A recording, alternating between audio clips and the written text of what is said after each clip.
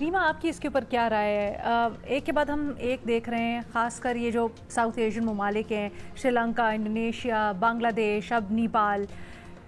ऐसा क्यों है कि नौजवान बहुत डिससेटिस्फाइड हैं? क्या ये एक उम्मीद की किरण ढूंढ रहे हैं? कुछ मसाया सिंड्रोम, कोई साइकोलॉजिकल एस्पेक्ट है, उससे ज़्यादा देखना चाहिए, या ये गवर्नेंस का मसला है जिससे जो है ना अब एड्रेस करना पड़ेगा इसको?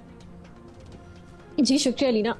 मेरा ख्याल है ये हर मुल्क का कॉन्टेक्स्ट मुख्तलिफ है।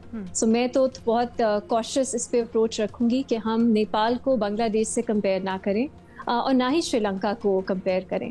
फॉर एग्जांपल बांग्लादेश में जो हो रहा था जमहूरियत के नाम पे, वो उस तरह की ऑपरेशन कम ही देखने में मिलती है। और इस वक्त जो बांग्लादेश में इन्होंने पाथ अडॉप्ट किया है, मुझे नहीं मालूम कि वो स्टेबिलिटी की तरफ लेके जाएगा या नहीं, इलेक्शंस होंगे या नहीं, लेकिन वो बिल्कुल एक मुख्तलिफ पाथ है जो श्रीलंका ने अपनाया। सिमिलरली अगर मैं नेपाली होती, मुझे होता है क्या बात हो रही है, हम समझ नहीं रहे कि नेपाल में किस तरह का कॉम्प्लेक्स कॉन्टेक्स्ट है। फॉर एग्जाम्पल नेपाल की सुप्रीम कोर्ट, क्योंकि उनके साथ कुछ हद तक मैं काम किया है, नेपाल की सुप्रीम कोर्ट बहुत स्ट्रांग है। नेपाल की सुप्रीम कोर्ट ने ऐसे ऐसे फैसले दिए हैं जो मेरा ख्याल है पाकिस्तान की सुप्रीम कोर्ट को सीखना चाहिए, और वो हुकूमत के काफ़ी खिलाफ जाते हैं। ख़ास तौर पे अगर आप बात करें अकाउंटेबिलिटी की, जब उनकी सिविल वॉर थी उसमें जो जो क्राइम्स अगेंस्ट ह्यूमैनिटी किए गए, नेपाल की सुप्रीम कोर्ट और उनके कुछ जजेस ख़ास तौर पे वो हुकूमत के खिलाफ खड़े हो गए कि आपको अब भी अकाउंटेबिलिटी करनी है। जो भी हुकूमत कमीशंस बनाती थी उसके खिलाफ सुप्रीम कोर्ट के फैसले मौजूद हैं। तो एक टेंशन रहती थी और इसलिए एग्जीक्यूटिव सुप्रीम कोर्ट से काफ़ी खफा भी रहती थी नेपाल में। तो ये कहना कि वहाँ की सुप्रीम कोर्ट या जुडिशरी मजबूत नहीं है, ऑफ कोर्स बाकी मसाइल होंगे, लेकिन सुप्रीम कोर्ट की हद तक मैं कहूँगी कि काफ़ी स्ट्रॉन्ग सुप्रीम कोर्ट है वहाँ की। दूसरा, अगर आप देखें कि उनका पाथ क्या है, आपने कहा क्या मुझे कंसर्न क्या है कि अभी मैं पढ़ रही थी जो जेन ज़ी है वो लीडरलेस है, उस पर उनकी कोई ख़ास शक्ल नहीं है, मुख्तलिफ ग्रुप्स हैं। नेगोशिएटिंग टेबल पे कौन आएगा, क्योंकि उनकी फ़ौज अब कह रही है आप अपनी डिमांड्स हमारे सामने रखें, नेगोशिएट करते हैं। मैं उनकी कुछ डिमांड्स पढ़ रही थी, मुझे नहीं मालूम वो हतमी है या नहीं, जो मुझ तक मेरी एक कोलीग ने पहुंचाई जो नेपाल में रहती हैं। उसमें इस तरह की बातें हैं कि आप कोलिशन गवर्नमेंट्स नहीं बननी चाहिए, 2/3 मेजॉरिटी की ही गवर्नमेंट बननी चाहिए जो 4 साल के लिए स्टेबल हो। अब अगर कोई भी, नेपाल का कॉन्स्टिट्यूशन ये अलाउ नहीं करता, वहाँ लिखा है कि केयर टेकर गवर्नमेंट होनी चाहिए जो जेन जी चूज करेगी कि उसे कौन हेड करेगा, उसका कौन मेंबर होगा। अब ये भी कोई नेपाल की कॉन्स्टिट्यूशन में केयर टेकर सेटअप इस तरह की गुंजाइश नहीं है। सो जो उनकी डिमांड्स हैं और भी बहुत हैं कि आइडियली बैचलर्स डिग्री अगर आपके पास नहीं है तो आप मेंबर ऑफ पार्लियामेंट नहीं बन सकते, सो ऑन। ऐसी डिमांड्स हैं जो इस वक्त नेपाल का कॉन्स्टिट्यूशनल फ्रेमवर्क अलाउ नहीं करता।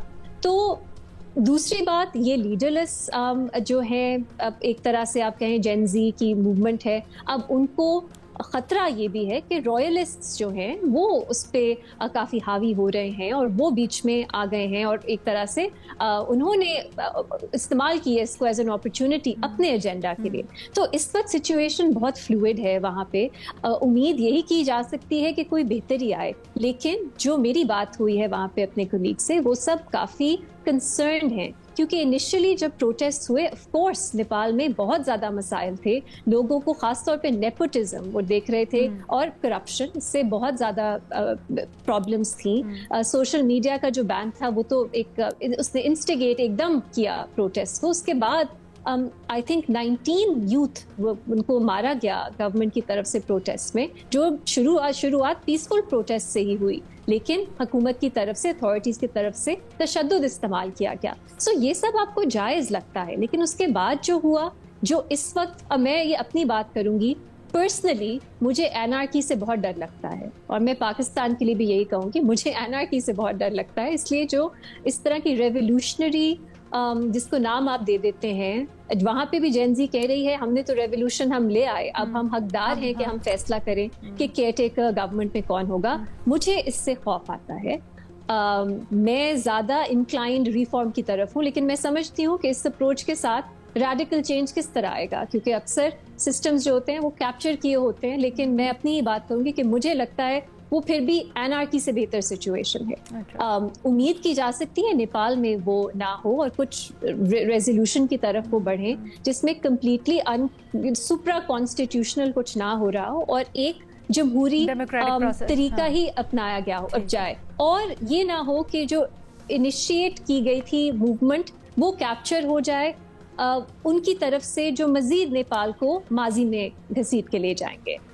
एक आखिरी बात मैं करना चाहूंगी कि मैं जब इस तरह का कुछ भी दुनिया में कहीं भी होता है, हम देखते हैं पाकिस्तान में बहुत एक्साइटमेंट, जो भी पार्टी ऑपोजिशन में होती है वो कहती है पाकिस्तान में भी हो सकता है सब, तो वो मुझे थोड़ा फनी लगता है और एक रोमांस एसोसिएट हम कर लेते हैं समझे बगैर कि क्या हो रहा है उस मुल्क में किस तरह देखा जा रहा है, क्या वो उनको पीछे की तरफ तो नहीं ले जाएगा, क्या वो खून खराबे की तरफ तो नहीं ले जाएगा। तो ये रोमांस जो है इसको भी मेरा ख्याल है थोड़ा सा कॉशन के साथ अप्रोच करना चाहिए, और पाकिस्तान के जो अपने ज़मीनी हकायक है उन्हें हमें नहीं भूलना चाहिए कि यहाँ पे अगर इस तरह का कोई प्रोटेस्ट होता है तो उसके क्या कॉन्सिक्वेंसेस होंगे। ओके।